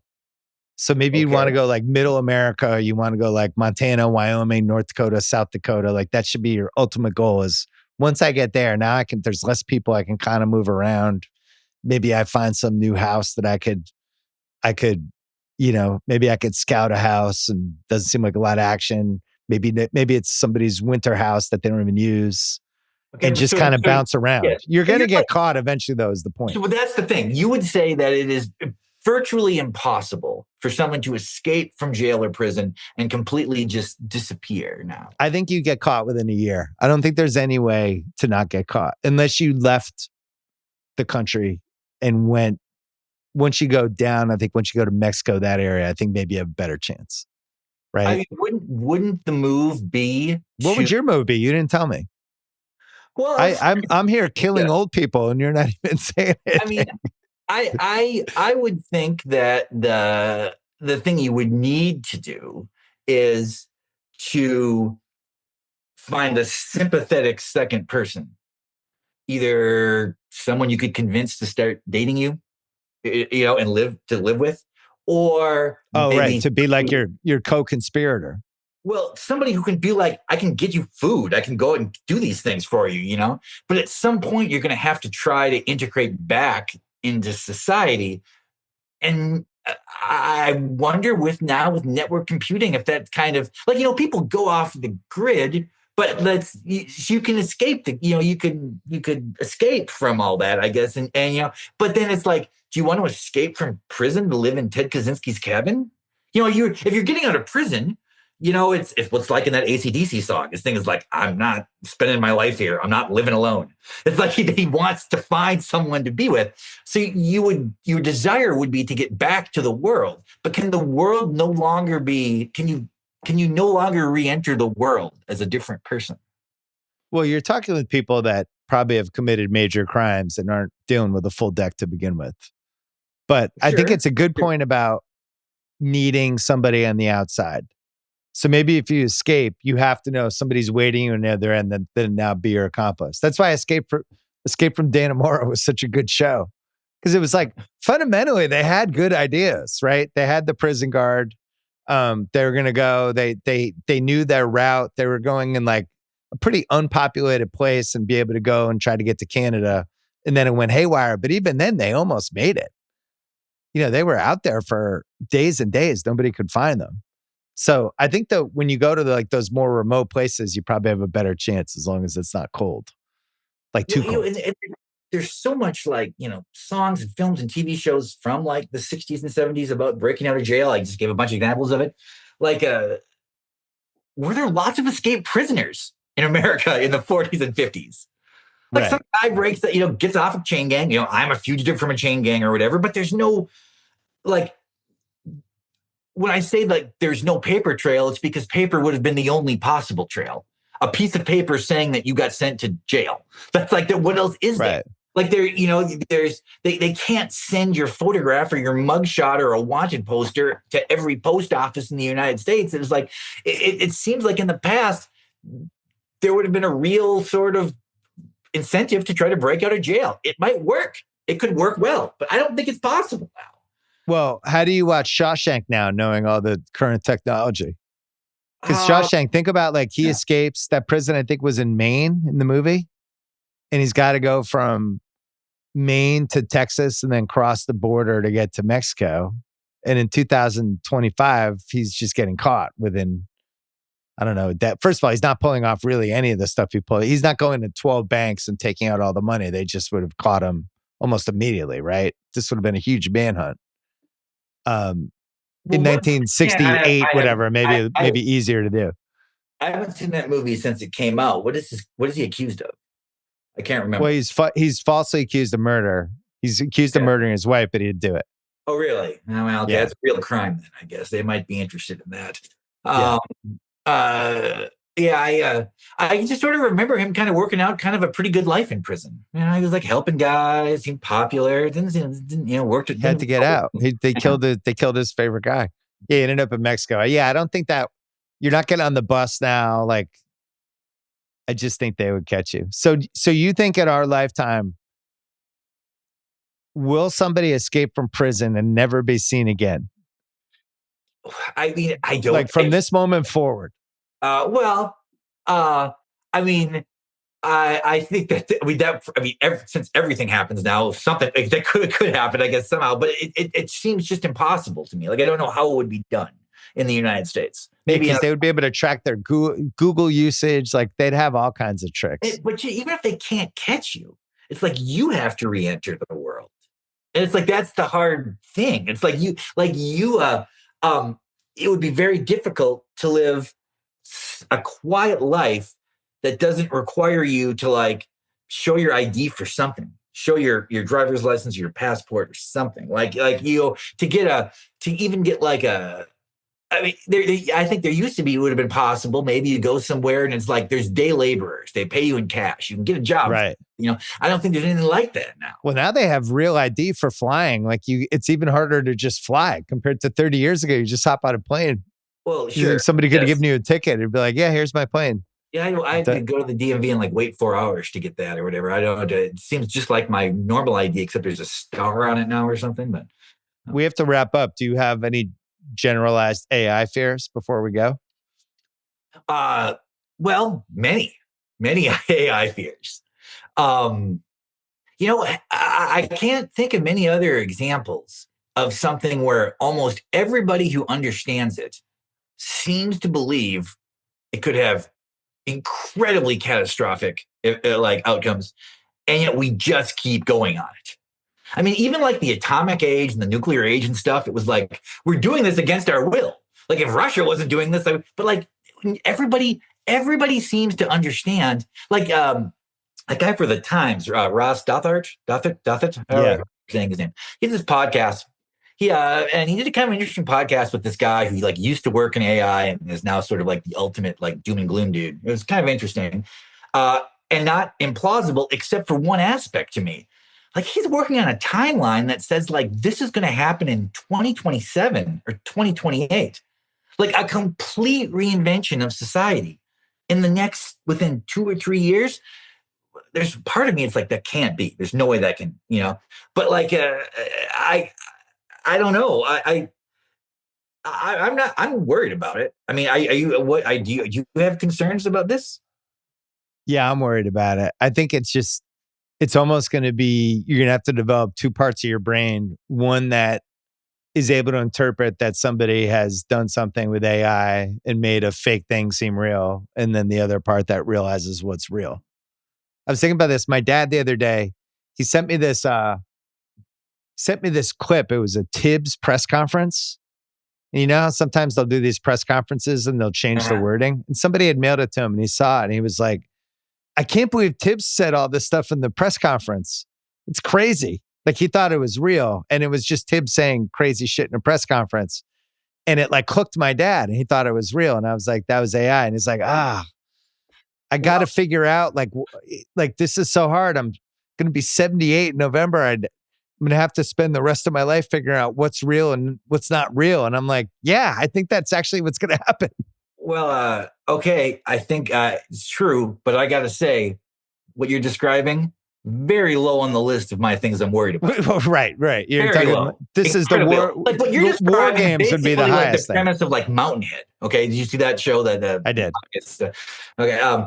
And like I thought they did a pretty good job of creating a scenario of how someone in this position could kind of create this sort of global chaos or whatever. But I don't think like the fact that they make up these interviews and all that stuff, and it's going to be hard for us to know as consumers if this is a real thing or that's bad, of course. But isn't the bigger fear that it is going to basically eliminate every interesting job, and the only jobs that will remain are the physical blue. Oh, you're going there. Yeah, I was thinking like, because the reason I used my dad example was because that made me think, and Mountainhead's a good example of that too, that if you can tweak stuff and make people think something's real when it's not, to me, that's terrifying because eventually we can start doing that with presidents saying things they didn't say and all that stuff. Yeah, when you're talking about like deep what's going to happen to society. No, I mean, and this is what I'm saying, this timeline they're talking about, they're not talking about like this is something that's going to happen in 20 years. They're talking about these things happening in 2 years. Because the thing that AI can do, and this is like, I don't know, it's so obvious, it's just that kind of done. Like the thing that it can do is millions of simulations every second. So so you can't grow lemon trees in North Dakota, right? So you ask some of these AIs, like, how could we grow lemon trees in a climate that's not hospitable, it's inhospitable, and it will just work through every possibility until it finally concludes, well, what about these 7 things, so it's going to do that with everything, right? Any situation, like there are a lot of situations where people go like, well, we won't be able to do this thing, like this thing we'll need, but it will just simulate ways that can be done until it comes up with one.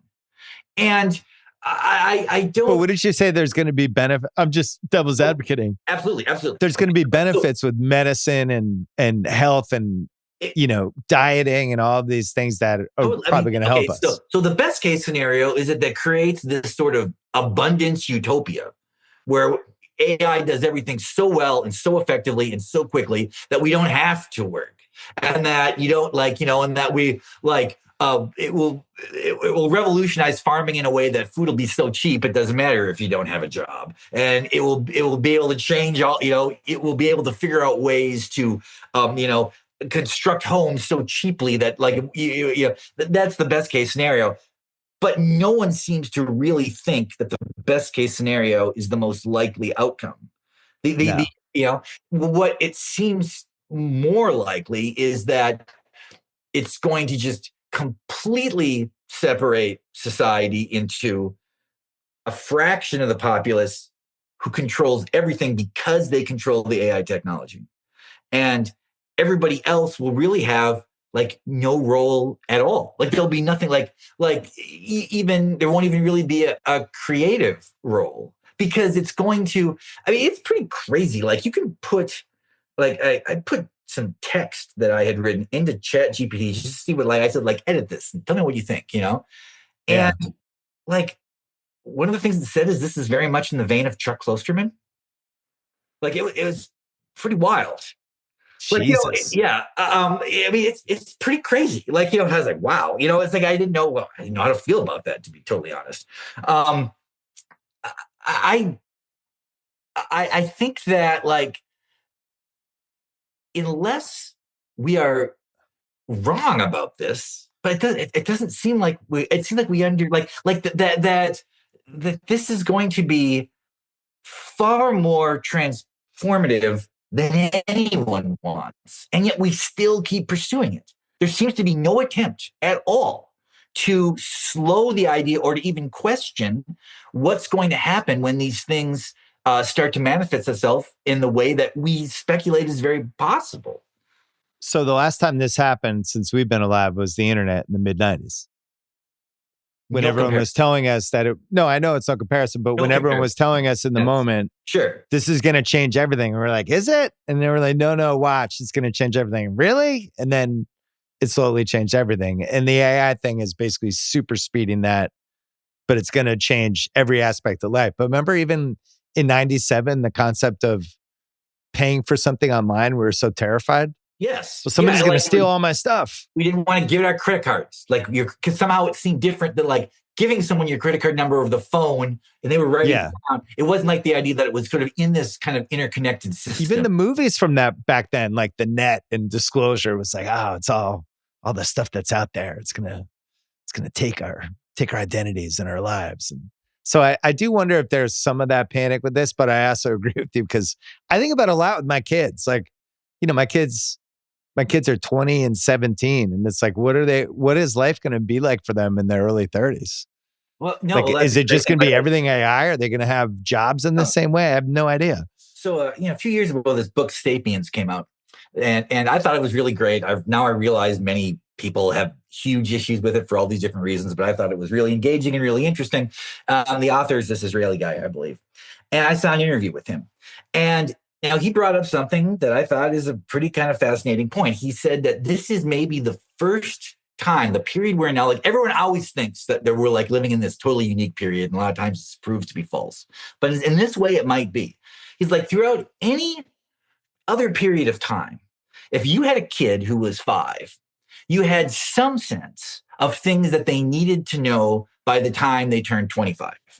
If it's the 1500s, it was like, you got to learn how to ride a horse. Like, you have to learn how to make rice. You need to do all the, for us, when we were young, it's like, we're going to learn how to drive. Right? You're going to have to drive in 20 years. You're going to know how to read, need to know how to read, all these things. This is the first time where we really have no idea what will be necessary or essential to people 20 years from now. It is very possible they will not need to know how to drive. It is increasingly possible they will not need to know how to read. I mean, these fundamental things are completely now kind of up for grabs in a way that is kind of unique to the experience of what's happening with computers right now. And someone's going to be listening to this and they're going to be like, no, that's not true. What about this? Let's talk about the Industrial Revolution and all these things. And I understand that. But there is something bizarre about how unclear the immediate future now sees. Like how no one knows what it's going to be like in 100 years. But I have a sense that we don't know what America is going to be like in 5 years. And that's weird. I mean, that's a weird thing. Well, and the other thing is all the rich people that buy businesses or try to build businesses or expand businesses and invest in all of these different things and technologies, all of them are just in on AI right now, and that's it. And it's like this big battleground because all those people seem to feel like this is going to determine the future of the next 20 years, period. This is what we have to worry about. We need to plan for this, which makes me nervous. Yeah. And I also, it's like, because when we talk about these things, always the first idea is like, well, it's going to hurt poor people first. It's going to hurt, sort of marginalized people first, and that's usually how these things work. But this is a little different in that I feel like it could completely reinvent the meaning of the economy. what the economy is, what money means.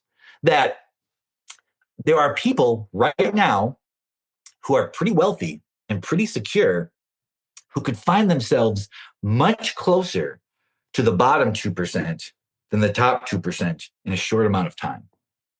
That wealth is going to be kind of sandwiched in the degree to which the difference between having $4 million and $40,000 is much less different than it is currently, because the meaning of money will change.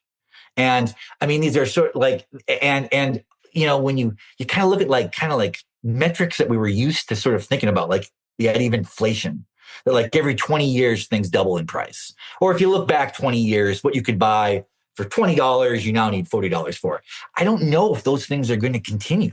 Like these things that these kind of loose understandings we have of how money works, things seem to be escalating in a way that makes me, it's kind of strange. We're ending this podcast in this kind of dark way, but I am worried about this, and I don't know what can be done. Well, it does seem like the first time everything's on the table in a long time with culture and life and everything. Like, you could tell me AI is going to figure out a way to make all of this food that will be just as edible and healthy as anything else, and it's going to be way cheaper, and food will become much, much, much cheaper in all of these different ways. I'd believe it. That would almost be like a podcast. What would you not believe about what's going to happen in the next 15 years? I'd believe just about any outcome with AI. Could we have CNN anchors that are just AI anchors? Maybe. I don't know. But even the best case scenario is weird. Like, let's say in the best case scenario, AI makes it so that essentially no one has to work. That robots do all the manual physical things. AI makes all the decisions and creates everything. Like, what do we as humans do? Like, what does life become if there is no physical work and no creative work? Like, it seems very okay. I you're kind of buddies with Ben Affleck, so I don't often say this, but like Ben Affleck said something that I thought I was pretty smart, kind of. Like, I was surprised. He was talking. Someone asked him about this, and he was like, "Well, it's not going to affect like the highest echelon of creative people. Like, it won't affect actors, directors, and so, but it'll affect everything below it. Like, there's certain things that people will crave humanity in, and they will not accept, a digitized actor in a movie, but all the jobs below it will be gone, sort of." And he said, like, well, when in the movie industry, at one point we lost all this money when DVDs disappeared, because that was like a second release of the movie, and you could kind of make the money back. And that's the reason there's no middle class in filmmaking now, is because we don't have that second boost. But he's like, what if it's in the future? It's like, say you watch all of Succession, and then you have the option to pay, say, $200, and AI will make you one version of Succession just for you, one episode of Succession, where you can say what you want to have happen in it. It will have all the actors. Create your own adventure, Succession. You'll have one, so that'll be like the bonus thing if you're fair, And I was like, well, that'd be kind of a cool thing. I wouldn't like the idea of all television being this way, but it would be neat if you could say, like, what if this happened and this happened, and that, and to me, that's kind of a good case scenario. But my thing is this: I think that as time moves on, somebody like my kids, or maybe even your kids, will not see much difference between AI created content and actual content. Well, especially music.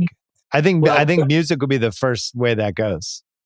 But there'll be some sort of Taylor Swift that's just all AI that becomes popular, and people are like, I don't care if it's not real. I like it. Well, I mean, it's interesting to think about it, like how it's like in podcasting, right? Like, what if it was possible to take every podcast you've ever done? I think it's possible now. What do you mean? And then kind of create a new like you would just kind of constantly create these ideas from like old ideas, I'm sure it's going to happen. Yeah. We're about to be replaced. Yeah. Well, it could be. And then I guess we're supposed to somehow kind of be also, that really kind of plays into this idea that like nothing new will be created. I mean, like, I know every time I do any of these things, I am talking about like the slow cancellation of the future, because I'm just obsessed with this idea. I think it's the most important idea I've come across in the last 20 years. But like, it does seem to me that the likelihood of new ideas being kind of put into the cultural bloodstream is just going to disappear.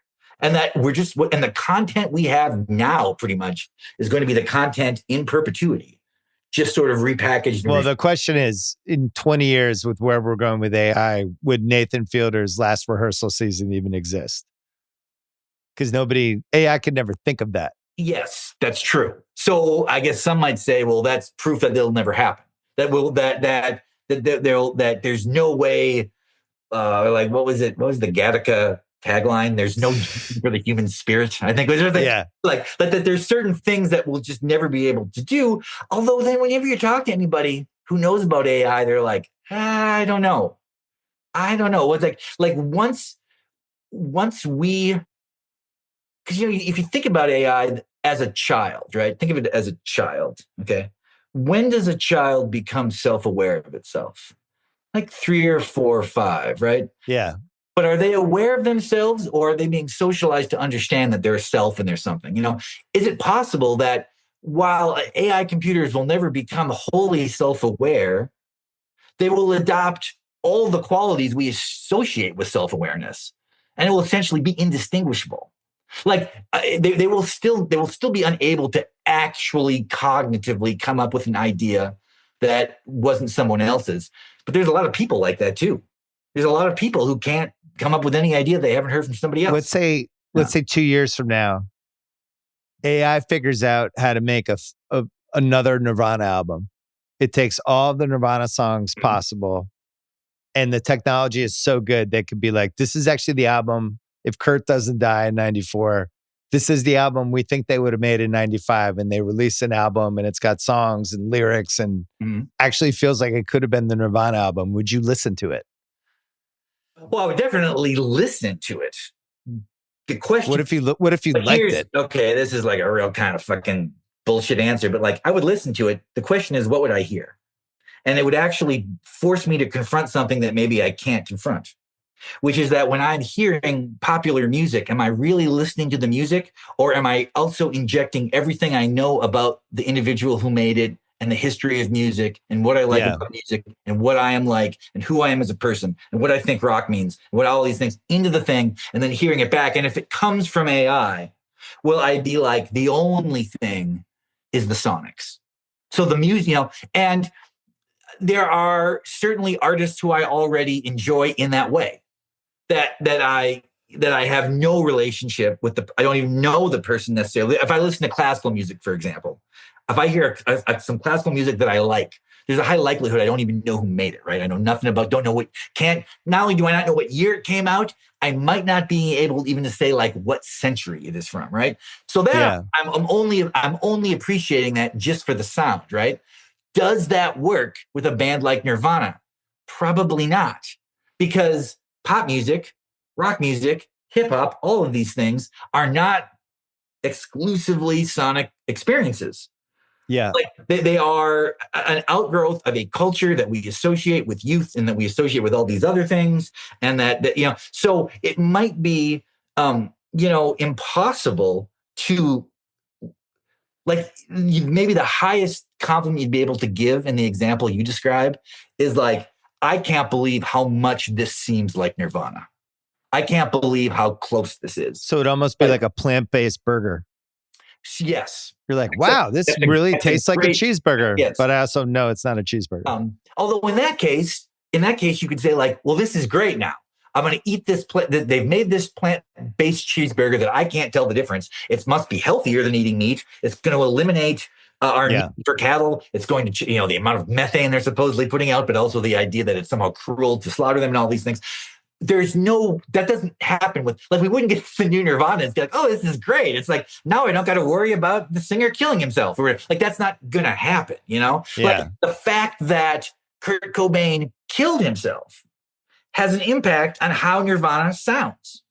And I know that sounds crazy, but it does for most people. And I guarantee you, if you play Nirvana to somebody who has no idea who Kurt Cobain is compared to someone who does, the appreciation of that music is going to be slightly shifted, because it is impossible to not know the things that we know. I feel the same way about Milli Vanilli. They had a couple good songs, but now you can't unsee the fact that there was the lip syncing. I don't know where this goes. It makes me super nervous. And now you've made me uneasy for the rest of the day, and we have to go.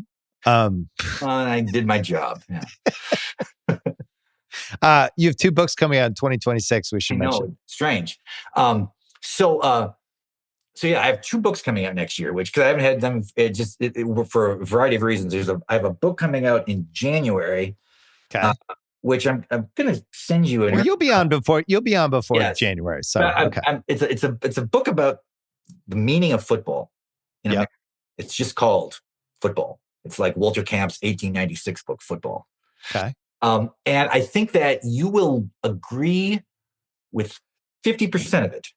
Okay. I think 30% you will strongly disagree with, and 20% you will be like, this doesn't seem like it's about football. But that was coming out in January. I would have loved to have it come out before this football season starts, because there's always a chance that something's going to happen in football that's going to change the meaning of this book, but I don't think so.